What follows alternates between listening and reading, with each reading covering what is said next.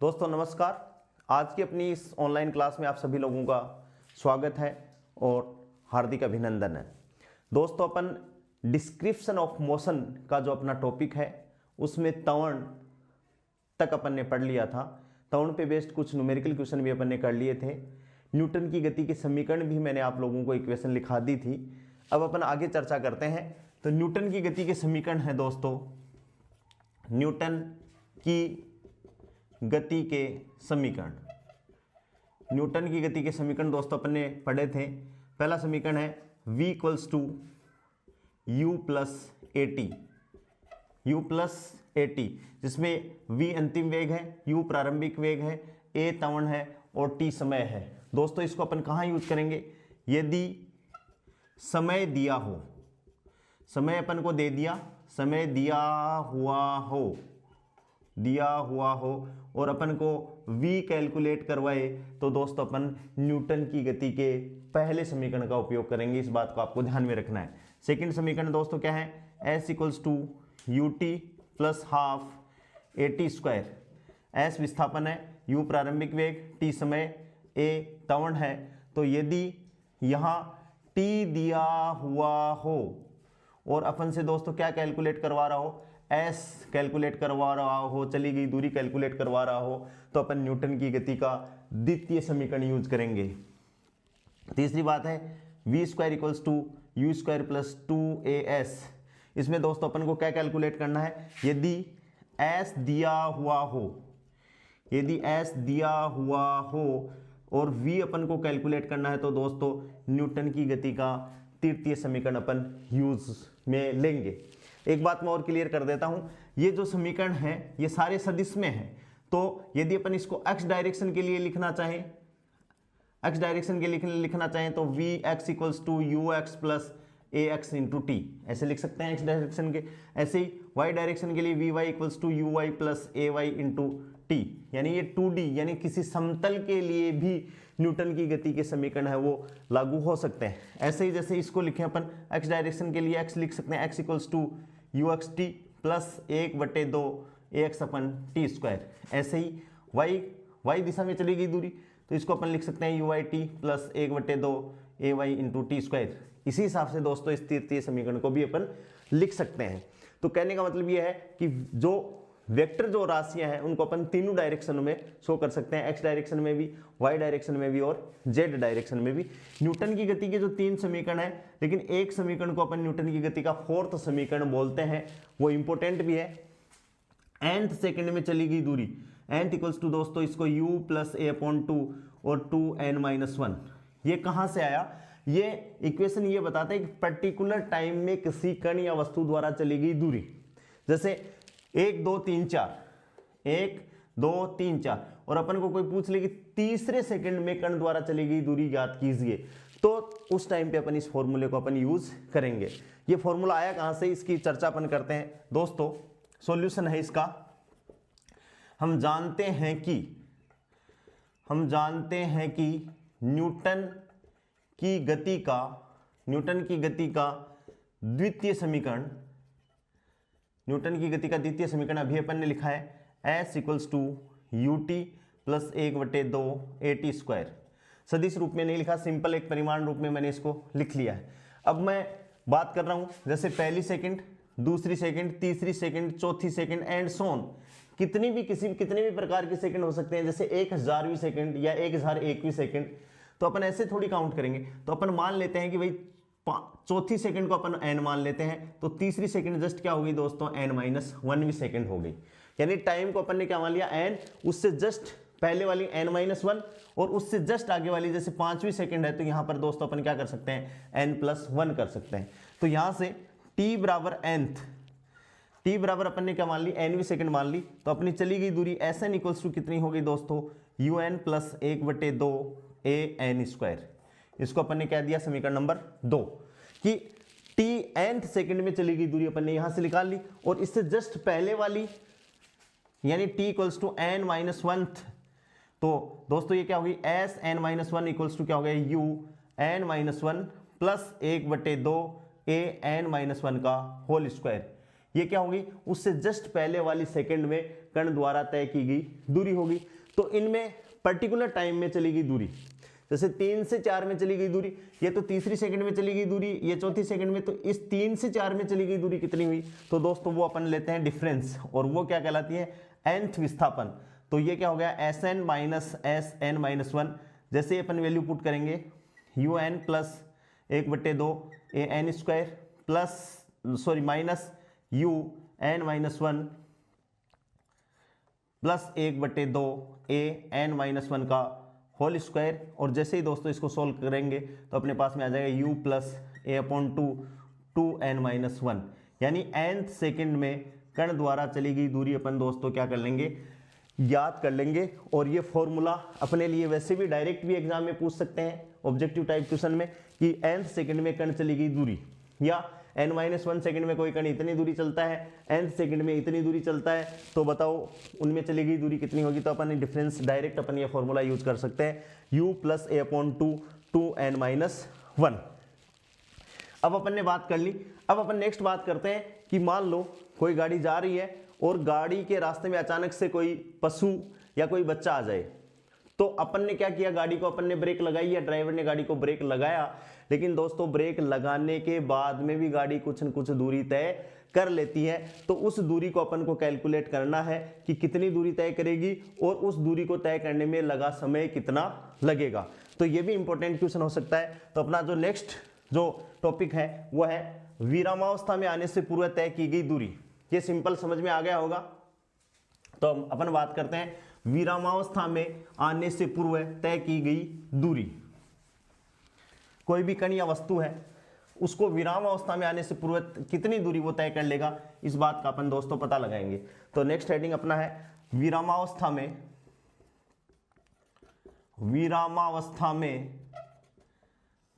में आने से पूर्व तय की गई दूरी कि कितनी दूरी विरामावस्था में आने से पूर्व वह तय कर लेगा। अपन ने माना कि कोई कण है जो प्रारंभिक वेग से चल रहा है, कुछ दूरी उसने तय कर ली, लेकिन जैसे ही कण विरामावस्था में आएगा दोस्तों तो उसको ब्रेक लगाने पड़ेंगे, यानी उसकी गति का अपन को क्या करना पड़ेगा, विरोध करना पड़ेगा, यानी अपन को मंदन अप्लाई करना पड़ेगा। तो गति के तृतीय समीकरण से क्या हो गया दोस्तों, v² = u² प्लस 2as। वस्तु कहाँ आ रही है, विरामावस्था में आ रही है। तो विरामावस्था में दोस्तों क्या हो जाएगा, विरामावस्था में आने के लिए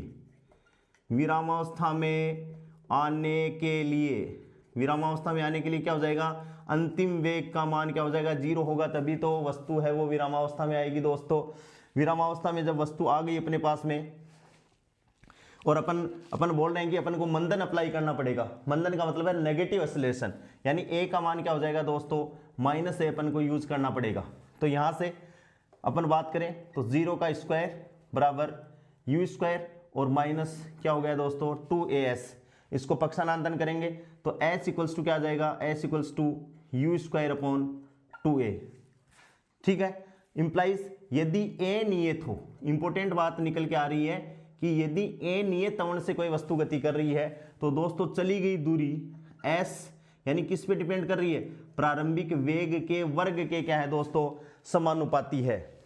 यदि यहां से कई बार न्यूमेरिकल क्वेश्चन आता है, यदि क्या करें अपन u को n गुना कर दें, u की जगह दोस्तों अपन क्या कर दें, nu कर दें, कि जैसे जो प्रारंभिक वेग था इतने वेग से चल रही थी और अचानक से उसका वेग अपन ने क्या कर दिया, डबल कर दिया, ट्रिपल कर दिया, क्वाड्रेट टाइम कर दिया। तो दोस्तों चली गई दूरी क्या होगी, यदि u को अपन nu कर देंगे तो चली गई दूरी कितनी हो जाएगी दोस्तों, n² u² हो जाएगी। यानी यदि u को आपने n गुना कर दिया, u को कितना गुना कर दिया, n गुना, क्या कर दिया, n गुना, तो चली गई दूरी दोस्तों कितना हो जाएगी, n² गुना हो जाएगी। ये इंपॉर्टेंट बात है, कितने गुना हो जाएगी, n² गुनी हो जाएगी। इस बात का अपन को ध्यान रखना है, क्योंकि यहां से जो चली गई दूरी या विस्थापन जो भी है वो एस समानुपाती क्या हो गया, प्रारंभिक वेग के समानुपाती हो गया। अपने यहाँ पर a बराबर माइनस ए रखा है क्योंकि गाड़ी को अपन रोक रहे हैं, मंदन अप्लाई कर रहे हैं। कल मैंने आपको डिस्कस भी किया था कि negative acceleration is known as damping, मंदन है। इस दूरी को तय करने में लगा समय अपन का विरामावस्था में, यानी नेक्स्ट जो इसी का छोटा सा पार्ट है, विरामावस्था में आने में लगा समय।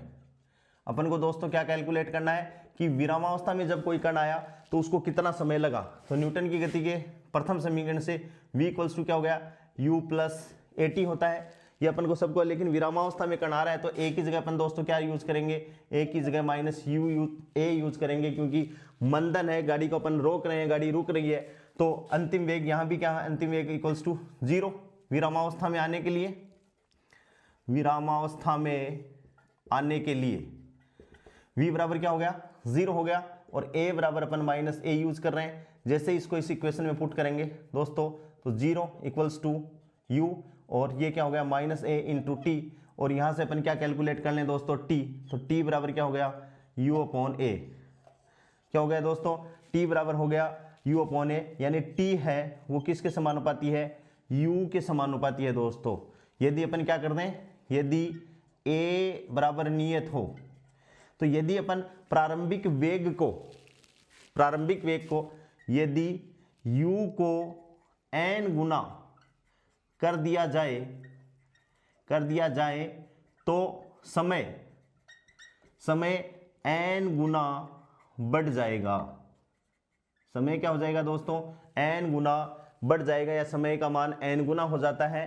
तथा चली गई दूरी था विरामावस्था से रुकने से पूर्व की जो दूरी है, चली गई दूरी दोस्तों वो कितनी हो जाती है, n स्क्वायर गुना हो जाएगी। ये बात इंपॉर्टेंट आ गई, और यहाँ से मतलब अपने न्यूमेरिकल क्वेश्चन सॉल्व हो सकते हैं। इंपॉर्टेंट बात है, विरामावस्था में आने से पूर्व तय की गई दूरी तो कितनी, s समानुपाती प्रारंभिक वेग के समानुपाती है। यदि प्रारंभिक वेग को आप बढ़ा देते हो तो दूरी का मान उसके घात, स्क्वायर घात के अनुसार बढ़ेगा। और जैसे अपन समय की बात करें तो दोस्तों विरामावस्था में आने में लगा समय अपन कैलकुलेट करें तो क्या है, u अपॉन a है, यानी समय है वो प्रारंभिक वेग के समानुपाती है। तो वेग को यदि आपने n गुना बढ़ा दिया तो समय का मान भी दोस्तों कितना गुना बढ़ जाएगा, n गुना बढ़ जाएगा। ये छोटी सी दो बातें हैं। अब दो न्यूमेरिकल जो इंपॉर्टेंट है उनको अपन करते हैं, फिर आगे बढ़ते हैं।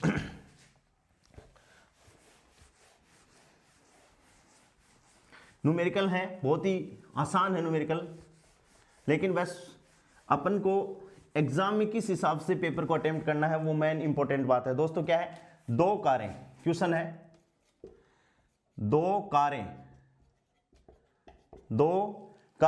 एक दौड़ प्रतियोगिता में, दो कारें एक दौड़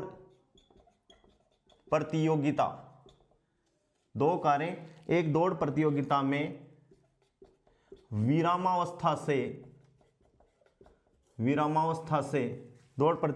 विरामावस्था से सरल रेखा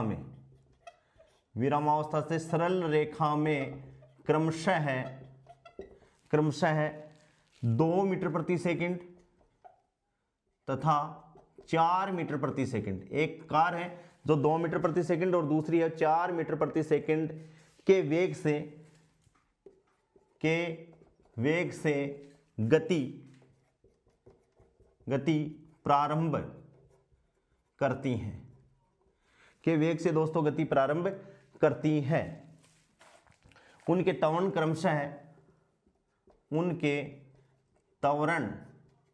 क्रमशः कितने हैं भाई, 2 मीटर प्रति सेकंड स्क्वायर तथा 1 मीटर प्रति सेकंड स्क्वायर क्रमशः है।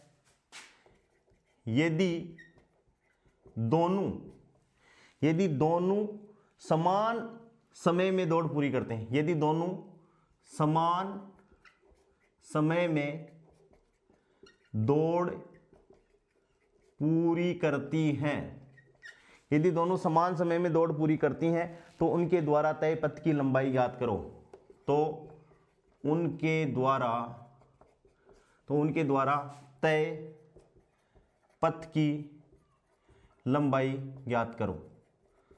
दोस्तों तय पथ की लंबाई ज्ञात करनी है, तो तय पथ की लंबाई ज्ञात करने के लिए अपन को पता है न्यूटन की गति का द्वितीय समीकरण अपन यूज में लेते हैं। देखिए इसका सॉल्यूशन, न्यूटन की गति का द्वितीय समीकरण क्या है, S equals to U T plus half A T square.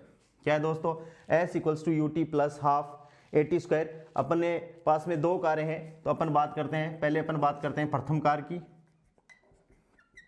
और दूसरे अपन बात कर रहे हैं द्वितीय कार की। प्रथम कार की बात करें तो प्रथम कार में देखो उसका वेग जो है कार का, प्रथम कार का, वो u कितना है दोस्तों, प्रथम की बात कर रहे हैं तो 2 मीटर प्रति सेकंड और उसका त्वरण कितना है दोस्तों 2 मीटर प्रति सेकंड स्क्वायर। ठीक है, तो यहां से अपन s की बात करें तो s कितना हो गया प्रथम कार के लिए, s equals to you t यानी 2t plus half A T square. तो हाफ ए की जगह 2 और टी स्क्वायर अपन को पता नहीं, तो क्या हो गया 1/2 इंटू 2 टी स्क्वायर, यानी इसको अपन सोल्व करें तो ये कितना हो गया 2t प्लस 2 से 2 कट गया 2t प्लस टी स्क्वायर आ गया दोस्तों। एक तो ये द्वितीय कार की अपन बात करें तो u बराबर दूसरी कार के लिए कितना है भाई 4 मीटर प्रति सेकंड, तो 4 m/सेकंड और a कितना है दोस्तों 1 मीटर प्रति सेकंड स्क्वायर। तो इसके लिए s पर बात करें तो s equals to U T plus half A T square. तो यहाँ से s बराबर कितना हो गया यू टी यानी 4t प्लस 1/2 और 1 इंटू टी स्क्वायर, क्योंकि इसमें a बराबर दोस्तों कितना लिख दिया 1 लिख दिया। तो ये अपने पास में बात आ गई 4t plus T square upon 2। ये इक्वेशन नंबर 1, ये इक्वेशन नंबर 2। अब अपन क्वेश्चन को ध्यान से पढ़ते हैं और वहीं से ही अपना आंसर आ जाएगा। दो कारें एक दौड़ प्रतियोगिता में विरामावस्था से सरल रेखा में क्रमशः इतने इतने वेग से गति कर रही हैं, उनके त्वरण इतने इतने, दोनों समान समय में दौड़ पूरी करती हैं। यानी दोनों ने क्या कर ली, दौड़ पूरी करती है। इसका मतलब चली गई जो दूरी है दौड़ जब पूरी कर ली तो दोनों की जो द्वारा चली गई दूरी है दोस्तों वो क्या हो गई समान समय पर पूरी होगी। समान समय पर पूरी होगी तो ये दूरी दोस्तों किसके बराबर होगी, इसके बराबर होगी। तो अपन समीकरण 1 को समीकरण 2 के बराबर कर देते हैं। तो यहां से 2t प्लस टी स्क्वायर बराबर क्या हो गया 4t plus T square upon 2 हो गया दोस्तों। दोनों को अपन ने क्या कर दिया बराबर कर दी, बराबर कर दी। तो यहां से अपन इसको सोल्व करें तो देखो इसको इधर ले जाएं और उसको इधर लें तो T square minus T square upon 2 बराबर 4t माइनस कितना हो गया दोस्तों 2t, यानी ये क्या हो गया टी स्क्वायर अपॉन 2 बराबर कितना हो गया 2t, एक t से t कट गया तो t बराबर दोस्तों कितना आ गया 4 सेकंड आ गया। t बराबर कितना आ गया 4 सेकंड आ गया। अब t का मान अपन किसी भी दूरी में रख दें तो समीकरण 2 में t बराबर 4 सेकंड रखने पर तो s बराबर क्या हो गया दोस्तों 4 गुणा 4 प्लस 1/2 टी स्क्वायर यानी 4 चौक 16, 2 से 2 कट गए तो ये कितना हो गया 8, तो 4 चौक 16 प्लस 8 दोस्तों कितना हो गया 24 मीटर क्या हो गई। यदि दोनों समान समय में दौड़ पूरी करती हैं तो उनके द्वारा तय पथ की लंबाई दोस्तों कितनी होगी, उनके द्वारा तय पथ की लंबाई कितनी होगी 24 मीटर होगी। क्वेश्चन बहुत इंटरेस्टिंग है और क्वेश्चन का जो तोड़ है वो यहीं पे है। यदि दोनों समान समय में दौड़ पूरी करती हैं तो दोस्तों जब दूरी उन्होंने समान समय में दूरी पूरी कर ली तो उन दोनों कारों के द्वारा चली गई जो दूरियां हैं वो बराबर होंगी। तभी अपन ने समीकरण 1 बराबर समीकरण 2 किया, वहां से अपन ने समय निकाल लिया और समय निकालने के बाद में अपने किसी भी एक समीकरण में अपन रख देंगे। यदि इसमें रखेंगे तो भी बराबर आएगा, लेकिन मान लो ऑप्शन में कुछ अलग मिले तो ये चली गई दूरी दोनों के लिए क्या होगी समान होगी, कितनी होगी 24 मीटर होगी। नेक्स्ट क्वेश्चन अपन दूसरा क्वेश्चन और बात करते हैं।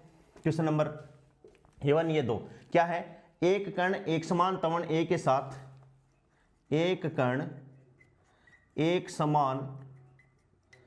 समान त्वरण ए के साथ, कोई कण है जिसका एक समान त्वरण है ए के साथ सीधी रेखा में गतिशील है, ए के साथ दोस्तों सीधी रेखा में गतिशील है, सीधी रेखा में गतिशील है। कण का प्रारंभिक वेग 0 है, गतिशील है।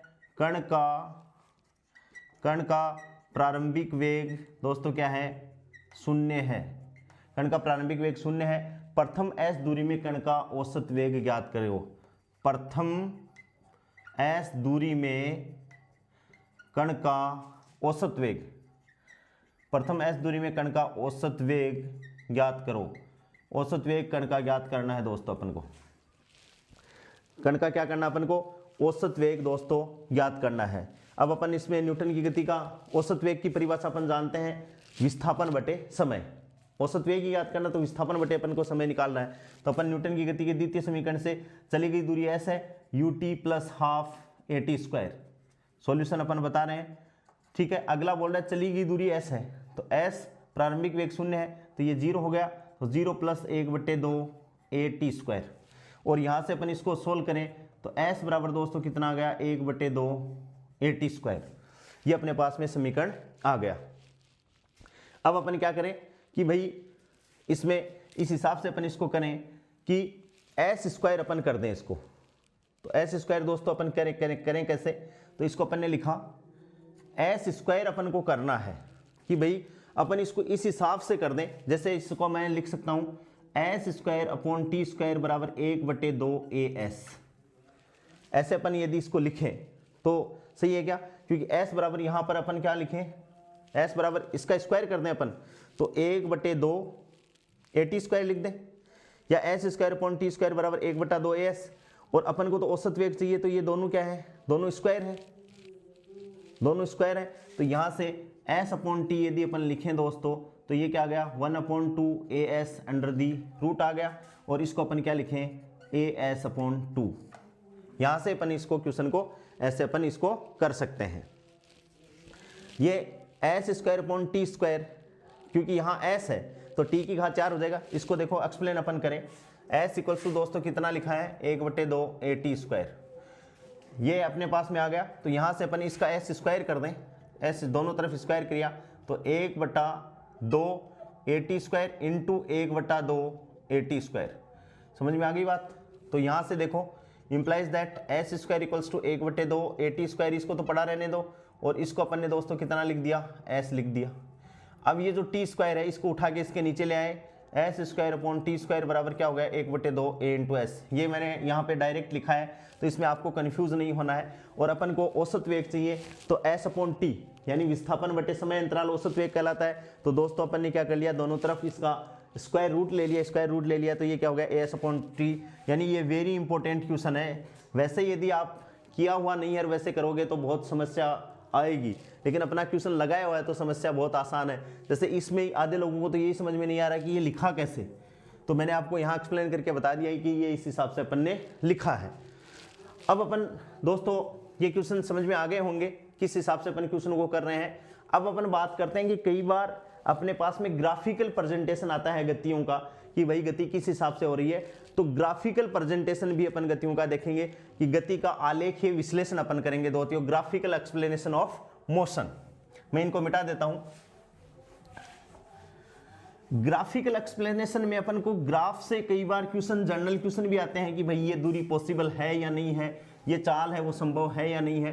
तो अपन को ग्राफिकल एक्सप्लेनेशन भी दूरी का यानी गति का आना चाहिए दोस्तों। बहुत सिंपल है, यदि अपन ध्यान से करेंगे तो बहुत आसान है।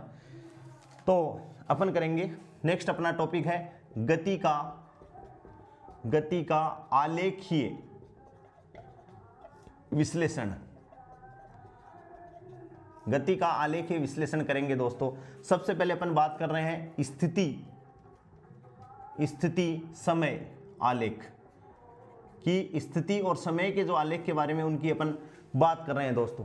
कितने प्रकार के आलेख संभव हो सकते हैं, पहले मैं एक चित्र में आपको बता रहा हूं कि ये वाई एक्सिस है। हमेशा एक चीज मैं आपको क्लियर कर देता हूं कि हमेशा जो ग्राफ खींचा जाता है वो y बराबर एफ एक्स, जैसे कोई फलन है, इसमें दोस्तों ये तो क्या है, स्वतंत्र, इसको अपन क्या कहेंगे, स्वतंत्र चर, और इसको अपन क्या कहेंगे, परतंत्र चर। स्वतंत्र चर का मतलब है कि वह फलन जिसके अंदर अपन वैल्यू को रखने के लिए खुद स्वतंत्र है। जैसे y equals to x square है, इसमें x की वैल्यू मैं मेरी इच्छा से 0, 1, 2, 3, 4 कुछ भी रखूं, लेकिन y की वैल्यू अपनी इच्छा से नहीं आएंगी दोस्तों। y की वैल्यू इस इक्वेशन के हिसाब से आएंगी कि भाई 0 रखोगे तो y बराबर 0 आएगा, 1 रखोगे तो 1 आएगा, 2 रखोगे तो y की वैल्यू 4 आएगा। ये अपने बस की बात नहीं है, क्योंकि ये फॉर्मूला अपन को जो दे रहा है वो ये बात है। तो इसमें अपन x को तो क्या कह सकते हैं, स्वतंत्र चर, इंडिपेंडेंट वेरिएबल, और y को दोस्तों अपन क्या कहेंगे, डिपेंडेंट वेरिएबल। और जो ग्राफ हमेशा खींचे जाते हैं वो इसमें अपन क्या रखते हैं दोस्तों, इधर अपन रखते हैं स्वतंत्र चर। हमेशा ध्यान में रखना, ये बहुत इंपॉर्टेंट बात है। एक्स एक्सिस पे हमेशा कौन से चर रखे जाते हैं, स्वतंत्र चर, जिनकी वैल्यू अपन को पता है दोस्तों, उन चरों को अपन क्या रखते हैं, एक्स एक्सिस पे रखते हैं। और जिनकी वैल्यू अपन को पता नहीं है, यानी वो किसी फॉर्मूले से आएगी, उस पर अपन क्या करते हैं, परतंत्र चर। तो स्वतंत्र चर को हमेशा एक्स एक्स पे माना जाता है और परतंत्र चर को दोस्तों हमेशा वाई एक्स पर माना जाता है, और उसके हिसाब से ग्राफ अपलोड किया जाता है। ठीक है, तो अपन बात कर रहे हैं ओ की, ये ओ है, ये एक्स एक्सिस है और ये वाई एक्सिस है। दोस्तों एक्स एक्सिस अपन को समय की वैल्यू पता है कि भाई कितने समय पे, तो यहां पर अपन इसको मान लेते हैं कि ये समय में ग्राफ, और यहां मान लेते हैं दोस्तों स्थिति, पोजीशन। तो कितने प्रकार के ग्राफ संभव हो सकते हैं, देखिए सबसे पहले अपन ये माने कि कण है वो विरामावस्था में है, यानी ये ग्राफ हो गया कि समय की वैल्यू कुछ भी हो जाए लेकिन कण एक जगह पड़ा है और वो वहीं पड़ा रहेगा। फिर समान वेग से गति कर रहा है, यानी लीनियर को, ये 2 नंबर का ग्राफ हो गया। फिर अपन माने कि गति ऐसी हो सकती है, ऐसे हो सकती है गति कण की। फिर एक ग्राफ ये भी हो सकता है दोस्तों, और एक ग्राफ कैसा हो सकता है, इस हिसाब से भी ग्राफ हो सकता है। तो इस हिसाब से 2, इसको 2 नंबर, इसको अपन ले लेते हैं दोस्तों 3, इसको ले लेते हैं 4, इसको ले लेते हैं 5। ये 5 प्रकार के जो ग्राफ हैं वो संभव हो सकते हैं किसमें, स्थिति और समय में। ऐसे ही वेग और समय में, ऐसे ही आगे त्वरण में, इनमें संभव हो सकते हैं। तो अपन एक एक का अलग अलग डिस्क्रिप्शन करते हैं कि किस हिसाब से क्या क्या चीज़ है। और एक बात हमेशा आपको ध्यान रखनी है दोस्तों कि ग्राफ का जो ढाल है, ग्राफ का ढाल, ढाल का मतलब है टेन थीटा। टेन थीटा का मतलब है लंब बटे आधार, लंब बटे आधार। ग्राफ का ढाल है वो लंब बटे आधार। तो इसमें इधर अपन क्या ले रहे हैं, लंब में विस्थापन ले रहे हैं, तो और नीचे ये समय है, तो विस्थापन बटा समय, तो क्या आएगा दोस्तों, वेग आएगा। यानी स्थिति और समय के ग्राफ का जो ढाल है दोस्तों, वो अपन को क्या है, मिलेगा, वेग मिलेगा। और उसको अपन किससे कैलकुलेट कर लेंगे, टेन थीटा से कैलकुलेट कर लेंगे। तो ये बात आप लोगों को समझ में आ गई होगी कि किस हिसाब से ग्राफ को अपन को खींचना है। अब अपन एक एक की इंडिविजुअली बात करते हैं। सबसे पहले अपन 1 नंबर ग्राफ की बात करेंगे, एकदम बहुत आसानी से, बहुत आसान है। सबसे पहले अपन बात करें, ये देखो दोस्तों, ये स्थिति है, एस मान सकते हैं इस एक्सिस पे, और ये मूल बिंदु ये है, ओ है, और ये टी है। तो दोस्तों इस ग्राफ को अपन क्या बनाएं कि समय की वैल्यू कुछ भी हो, ग्राफ का मान क्या है, नियत। अपन 1 नंबर ग्राफ की बात कर रहे हैं, तो यहां से अपन बात करें तो ये एक्स एक्स के दोस्तों क्या है, समांतर है, एक्स एक्स के समांतर है। तो थीटा इक्वल्स टू क्या हो गया, 0 डिग्री, क्योंकि थीटा अपन कहां से लेंगे, यहां से लेंगे, ये थीटा है। एक्स एक्स के साथ में बनाया हुआ कोण अपन क्या मानेंगे दोस्तों, थीटा मानेंगे। ठीक है, तो जब ये समांतर है तो थीटा इक्वल्स टू 0 डिग्री हो गया, और ढाल अपन ले तो tan theta equals to tan 0 degree, और टेन 0 डिग्री इक्वल्स टू दोस्तों कितना हो गया, 0 हो गया। इसका मतलब वेग क्या हो गया, वेग बराबर क्या हो गया, 0। यानी अपन कहेंगे कण विरामावस्था में है। दोस्तों क्या कहेंगे कि कण है वो विरामावस्था में है, कण खड़ा है, कण में कोई गति नहीं हो रही है, तो इस स्थिति को अपन क्या कहेंगे, विरामावस्था है। तो सिंपल सा एक ग्राफ अपन को पता है, अपन ने कितनी इंफॉर्मेशन निकाल ली कि वेग 0 है, और अपन कह सकते हैं कण विरामावस्था में। दूसरी अपन बात करें कि ये स्थिति है, एस स्थिति अपन ने मान ली, और ये दोस्तों क्या है, टी। एक्स मान लो या एस मान लो, कोई भी बात नहीं है, और इसमें ग्राफ है वो ऐसे है। अब कई बार तो बच्चे ये कंफ्यूज होते हैं कि सर ये थीटा, देखो ये यहां से ये थीटा, फिर अपन ऊपर से मेजर कर रहे हैं तो ये अपन एक्स एक्स को ऐसे ही मानेंगे, यहां से ये थीटा, फिर अपन ये यहां से ये थीटा। इसमें हर बार थीटा का मान क्या है दोस्तों, नियत है। अब कोई कहते कि सर मैं तो यहां से ये थीटा लूंगा, अरे यहां से कैसे लोगे भाई, ये एक्स एक्स के समांतर थीटा है, एक्स एक्स से है, तो यहां से जैसे कण यहां पर आ गया तो अपन एक्स इसको मान सकते हैं, यहां पर इसको मान सकते हैं, तो ये कहना है वो थीटा है वो समान है। यानी मैं यहां क्या लिखूं, थीटा बराबर अचर, नियत है। थीटा की वैल्यू क्या है दोस्तों, इसके लिए फिक्स है, तो टेन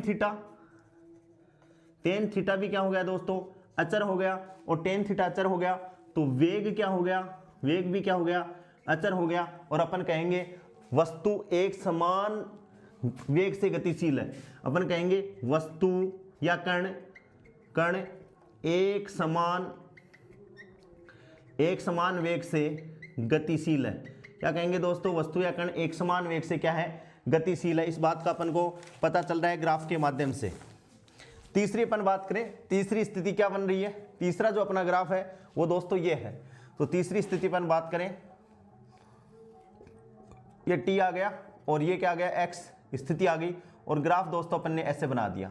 अपन ध्यान से देखें, ये थीटा, फिर ये देखें तो ये तो अपन को तो यहाँ से तो बड़ा लग रहा है, लेकिन दोस्तों अपन यहाँ से ये एक्स एक्स अपन ने प्लॉट कर दी, ये ग्राफ अपन देखेंगे थीटा, फिर ये देखेंगे थीटा थीटा, और फिर यहाँ से ये देखेंगे तो धीरे धीरे थीटा का मान क्या हो रहा है दोस्तों, थीटा समय के साथ घट रहा है। अपन ये बात कहेंगे कि थीटा है, थीटा समय के साथ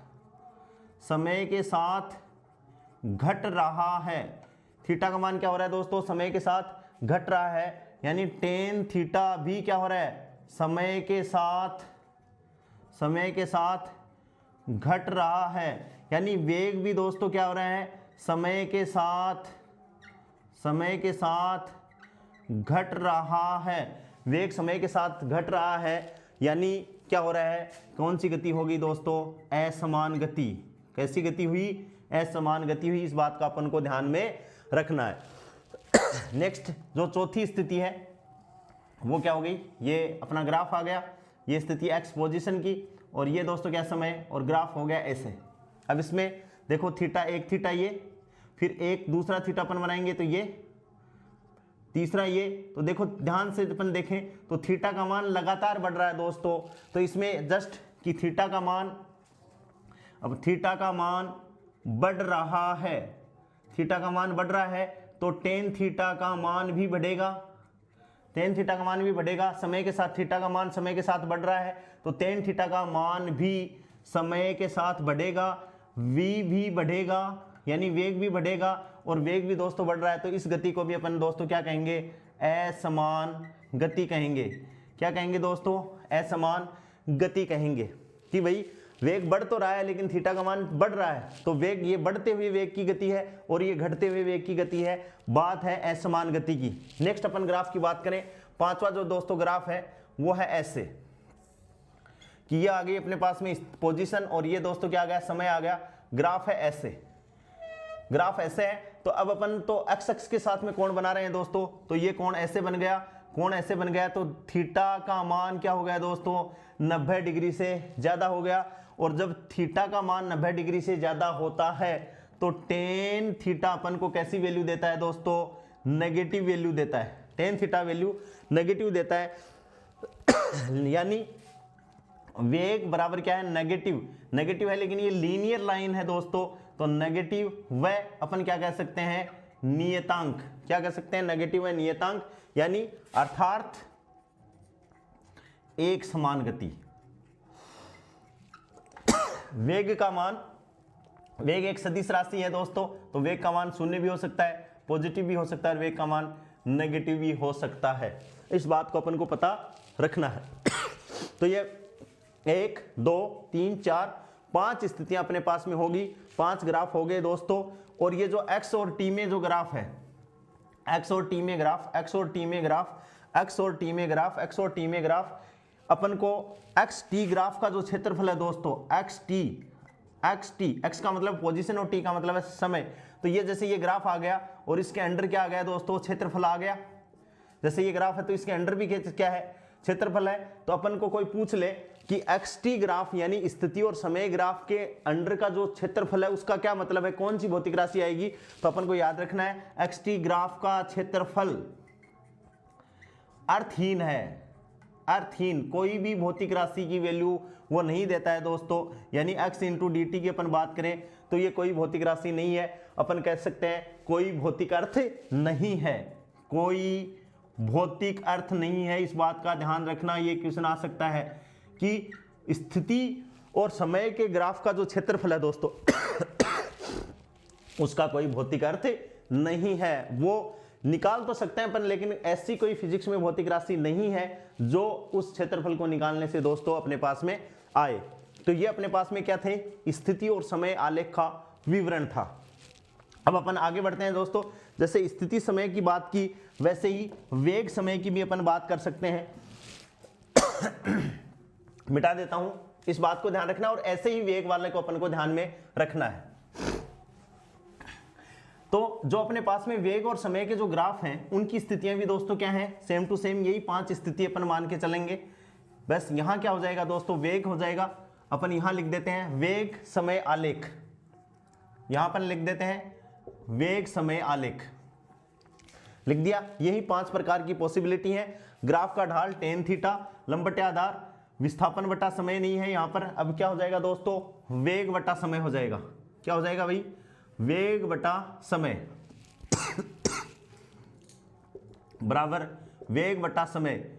और वेग बटा समय को अपन क्या कहेंगे दोस्तों, वेग में समय के सापेक्ष परिवर्तन की दर क्या कहलाता है दोस्तों, त्वरण कहलाता है।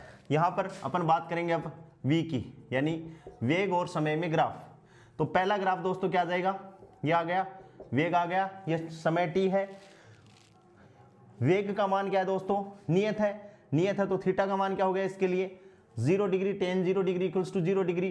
तो यहाँ त्वरण क्या हो गया दोस्तों, यानी ढाल, त्वरण क्या हो गया, शून्य हो गया। त्वरण शून्य हो गया तो अपन क्या कहेंगे, त्वरण शून्य हो गया तो यहाँ अपन क्या कहेंगे भाई, त्वरण बराबर 0, त्वरण बराबर 0 तो कण तो विरामावस्था में है, अर्थात अपन ये मान सकते हैं कि v है वो नियत, v है वो नियत वेग या एक समान गति कर रहा है दोस्तों। क्योंकि नियत वेग या एक समान, क्योंकि वेग यदि नियत है तो अपन बात करें कि वेग का एक बार समय के सापेक्ष अवकलन अपन करें दोस्तों तो त्वरण कहलाता है। जब त्वरण का मान 0 आ गया तो अपन ये कह सकते हैं कि भाई कण विरामावस्था में, कण को विरामावस्था में अपन नहीं कह सकते, यहाँ से अपन कह सकते हैं कि कण है नियत वेग से या एक समान वेग से क्या है दोस्तों, गतिशील है। नेक्स्ट अपन बात करें, ये दूसरा ग्राफ है v और t में अपन ग्राफ खींचे तो ये क्या हो गया भाई, v का मान क्या है, थीटा यहाँ पर अचर है, थीटा अचर, थीटा अचर। तो दोस्तों tan थीटा बराबर भी क्या हो गया, अचर हो गया, और tan थीटा अचर हो गया तो त्वरण भी क्या हो गया, अचर। यानी यहां पर त्वरण का मान दोस्तों, त्वरण बराबर क्या हो गया, नियत, या अपन कह सकते हैं अचर हो गया। त्वरण का मान क्या हो गया, अचर। तो अपन इसको कहेंगे एक समान त्वरित गति। इसको दोस्तों अपन क्या कहेंगे, एक समान त्वरित गति। और tan थीटा अचर है तो इसका मतलब a भी क्या होगा दोस्तों, अचर होगा, यानी a का मान नियत होगा। तीसरी स्थिति वही, तीसरी स्थिति क्या होगी, ये x, ये वेग हो गया दोस्तों, और ये क्या हो गया, समय t हो गया। तो वो ग्राफ जैसे बनाया अपन ने, ये बनाया सेम टू सेम। तो इसमें ये थीटा, फिर ये थीटा, ये थीटा, फिर ये थीटा। तो थीटा का मान क्या हो रहा है दोस्तों, थीटा का मान समय के साथ घट रहा है। थीटा का मान दोस्तों क्या हो रहा है, समय के साथ घट रहा है। तो tan थीटा का मान भी समय के साथ घट रहा है, tan थीटा का मान भी समय के साथ घट रहा है। यानी त्वरण क्या हो गया दोस्तों, समय के साथ घट रहा है। त्वरण भी क्या रहा है, समय के साथ घट रहा है। तो अपन क्या कहते हैं, यहां त्वरण है वो समय के साथ घट रहा है, परंतु मंदन नहीं है। इंपॉर्टेंट बात है कि त्वरण है वो समय के साथ घट तो रहा है, लेकिन अपन इसको मंदन नहीं कहेंगे, क्योंकि मंदन अपन कहेंगे दोस्तों तो मंदन का मतलब स्थिति है कि रुक रहा है। यहाँ तो वेग तो बढ़ रहा है, वेग तो बढ़ रहा है कंटिन्यूअसली, भाई वेग तो बढ़ रहा है, लेकिन त्वरण का मान है वो समय के साथ घट रहा है, परंतु ये मंदन नहीं है। इस बात को आपको ध्यान में रखना है। चौथी स्थिति क्या आ गई दोस्तों, ये वेग और ये समय, और ग्राफ क्या है ऐसे। इसका मतलब ये थीटा, फिर यहां से समांतर ये थीटा, यहां से ये थीटा, यानी थीटा का मान लगातार बढ़ रहा है। तो अपन क्या कहेंगे, थीटा का मान लगातार बढ़ रहा है। इसका मतलब tan थीटा का मान भी दोस्तों बढ़ रहा है, tan थीटा का मान भी बढ़ रहा है। इसका मतलब क्या हो गया, त्वरण भी समय के साथ, त्वरण समय के साथ बढ़ रहा है, त्वरण भी समय के साथ बढ़ रहा है। अपन कह सकते हैं कि भाई ये त्वरित गति हो सकती है, क्योंकि त्वरण का मान दोस्तों क्या हो रहा है, बढ़ रहा है। पांचवा जो ग्राफ है दोस्तों वो यही स्थिति, ये वेग और ये अपना समय, और यहां पर ये स्थिति है। तो यहाँ से अपन थीटा करें तो थीटा की वैल्यू क्या होगी 90 डिग्री 90 डिग्री, इसका मतलब टेन थीटा क्या हो गया दोस्तों नेगेटिव, टेन थीटा का मान नेगेटिव है क्योंकि 90 डिग्री के बाद में थीटा का मान क्या है नेगेटिव। त्वरण नेगेटिव है किंतु इंपॉर्टेंट बात है किंतु नियत, त्वरण नेगेटिव है किंतु क्या है दोस्तों नियत है, अर्थात कण पर एक समान मंदन क्रियाशील है, अर्थात कण पर एक समान मंदन क्रियाशील है, एक समान मंदन क्रियाशील है, यानी कण लास्ट में आकर रुक जाएगा दोस्तों, इस पर एक समान मंदन क्रियाशील है। अब अपन को ये जो ग्राफ है वीटी, वेग और समय के बीच में ग्राफ, वेग और समय के बीच में ग्राफ, तो इन ग्राफ का जो एरिया अंडर द कर्व है दोस्तों, इस बात को अपन को ध्यान में रखना है कि वहां तो क्या था, वो भौतिक राशि अर्थहीन थी, उस भौतिक राशि का कोई मतलब नहीं था, लेकिन यहां अपन बात करें तो दोस्तों वीटी ग्राफ का क्षेत्रफल, वीटी ग्राफ का क्षेत्रफल किसको शो करेगा दोस्तों, पूरा अपन ले तो v इंटू डी टी, और v इंटू डी टी किसको शो करता है दोस्तों, विस्थापन को शो करता है, किसको शो करता है, विस्थापन को, या अपन बोल सकते हैं स्थिति में परिवर्तन, किसको शो करता है दोस्तों, स्थिति में परिवर्तन को बताता है। यदि मान लो ये अपन ने v ले लिया और यहाँ से ये क्या ले लें, पर्टिकुलर समय ले लें, और इसका पूरे के लिए अपन क्या कर दें, इंटीग्रेशन कर दें, तो अपन ये कह सकते हैं area under the VT graph, area under the VT graph. तो दोस्तों इसमें वीटी ग्राफ तो ये है, v का ग्राफ तो ये है, और t एक्सिस ये है, तो v ये ग्राफ और इस एक्सिस के बीच का जो क्षेत्रफल है दोस्तों, उसको अपन कहेंगे एरिया अंडर द कर्व। तो वेग और समय ग्राफ के, वेग और समय का जो ग्राफ है उसका area under the curve known as विस्थापन, स्थिति में परिवर्तन, और उसका ढाल किसको शो करता है दोस्तों, त्वरण का शो करता है। अब अपन बात करते हैं त्वरण समय ग्राफ की, बात कर लेते हैं दोस्तों साथ के साथ ही, ये समझ में आ रहा होगा, वेग समय आरेख इंपॉर्टेंट है, थोड़ी सी प्रैक्टिस जरूर मांगता है। नेक्स्ट अपन बात कर रहे हैं वेग त्वरण समय ग्राफ, किसकी बात कर रहे हैं दोस्तों, त्वरण समय ग्राफ की बात कर रहे हैं। त्वरण समय ग्राफ की बात करें, तीसरी जो अपनी पोजीशन है वो है त्वरण समय ग्राफ। तो अपन बात कर लेते हैं कि ये त्वरण हो गया और ये समय हो गया, और ए, और इसमें बात करें तो ये क्या हो गया, सीधी रेखा होगी, यानी स्ट्रेट लाइन होगी, अपन कहेंगे, अर्थात इसको अपन कह सकते हैं कि अर्थात त्वरण एक समान रूप से या एक समान तरीके से बढ़ रहा है, एक समान रूप से बढ़ रहा है, त्वरण है वो एक समान रूप से आगे बढ़ रहा है। और दूसरी एक ग्राफ अपन और बना सकते हैं दोस्तों कि ये क्या हो गया, टी हो गया और ये नियत हो गया, तो अपन कहेंगे कि त्वरण का मान क्या है दोस्तों, नियत है। यहाँ पर अपन बात करें तो ए और टी की घात 0 पे डिपेंडेंट है, और यहाँ ए ये टी के समानुपाती है कि जैसे जैसे टी का मान बढ़ेगा वैसे वैसे ए का मान भी बढ़ेगा, जैसे जैसे टी का मान बढ़ेगा वैसे वैसे ए का मान भी दोस्तों बढ़ेगा।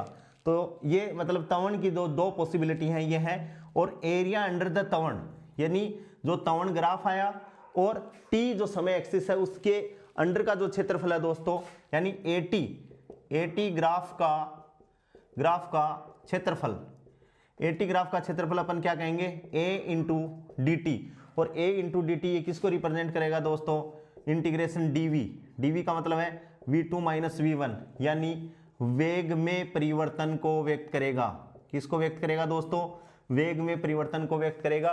तो ये छोटी छोटी बातें हैं जो आप कंफ्यूज होकर क्वेश्चन को गलत कर सकते हो, इसलिए मैंने इसको आपको बताया है। अब क्या स्थिति हो सकती है दोस्तों अपने साथ में कि अपन ये देखें कि कौन कौन से ऐसे ग्राफ हो सकते हैं जो संभव नहीं है, मतलब उनकी स्पेस में पॉसिबिलिटी है ही नहीं, न के बराबर है, लेकिन फिर भी अपन 1-2 मिनट को उनको सोचने के लिए क्या हो जाते हैं दोस्तों, मजबूर हो जाते हैं। ये जो ग्राफ मैंने बताया है ये जनरल जीके में भी आ सकते हैं, अपनी फिजिक्स में तो है ही ये क्वेश्चन। तो देखिए अपन बात कर रहे हैं दोस्तों कि ऐसे कौन से ग्राफ हैं जो संभव ही नहीं है। न्यूमेरिकल क्वेश्चनों के लिए अपने लिए इंपॉर्टेंट पॉइंट है, ये अपन नोट लगा के उनको नोट करेंगे, नोट का मतलब है इंपॉर्टेंट पॉइंट। ग्राफ जो संभव नहीं है, ग्राफ जो संभव नहीं है, पॉसिबल ही नहीं है वो ग्राफ, वो है पहली स्थिति है दोस्तों। क्योंकि पहली स्थिति का मतलब है कि अपन वेग में भी कर सकते हैं, एक जैसे ग्राफ है। जैसे अपन बात करें ये ग्राफ है, ये t समय में है और यहां पर दोस्तों ये वेग v में ग्राफ है, और ये जो वेग ग्राफ आया जैसे आया इस हिसाब से कर्व आ गया अपने पास में, इस हिसाब से कर्व आ गया। तो यहां से अपन बात करें, यहां से अपन परपेंडिकुलर डालें, यहां से परपेंडिकुलर डालें दोस्तों, तो वेग तो एक हो गया, लेकिन यहां से जैसे अपन बात करेंगे तो समय एक हो गया। यानी एक ही समय पर किसी कण की दो वेग v1 और v2 संभव है क्या? संभव नहीं है दोस्तों किसी भी समय पर कि एक ही समय में किसी कण के दो वेग नहीं हो सकते हैं। ऐसे ही दूसरा अपन पोजीशन की बात करें दोस्तों, तो ये जैसे t और ये पोजीशन की बात करें, और पोजीशन में अपन इस हिसाब से बात कर लें, ऐसे कोई ग्राफ आ गया अपने पास में, तो यहां भी देखो एक ही समय पर दो पोजीशन, यानी ये पोजीशन भी हो सकती है और ये पोजीशन भी हो सकती है दोस्तों। तो अपन इसको x1 नाम दें, इसको x2 नाम दें, तो ये भी संभव नहीं है। कहने का मतलब एक समय पर किसी कण के दो वेग नहीं हो सकते, एक समय पर किसी कण की दो स्थिति नहीं हो सकती। और दोस्तों तीसरा जो है वो तवण तवण की अपन बात करें, ये तवण है और अपने पास में तवण इस हिसाब से कोई तवण कोई ग्राफ आ जाए, तो यहाँ भी क्या है, एक समय पर दो तवण दोस्तों, एक तो ये और एक ये, यानी एक समय पर दोस्तों दो तवण भी नहीं हो सकते।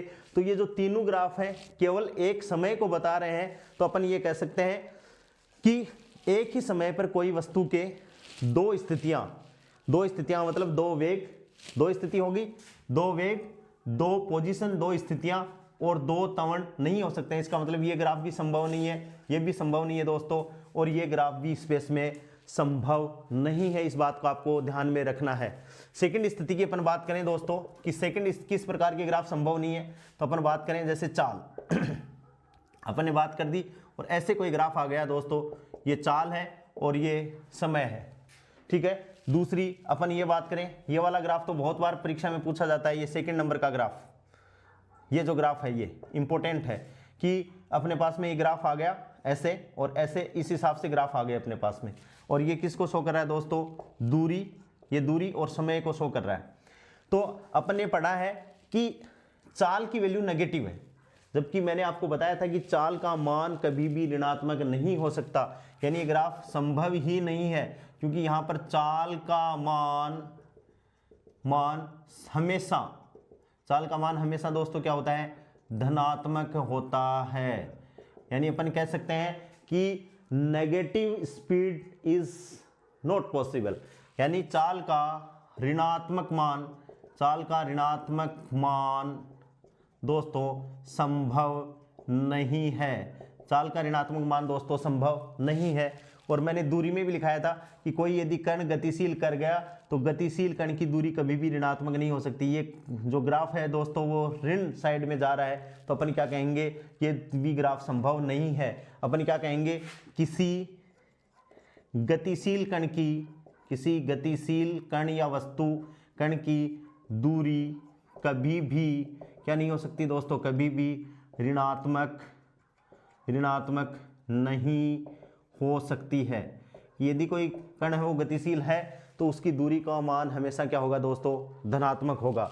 ये दूसरी स्थिति है सेकंड स्थिति में दो प्रकार के ग्राफ।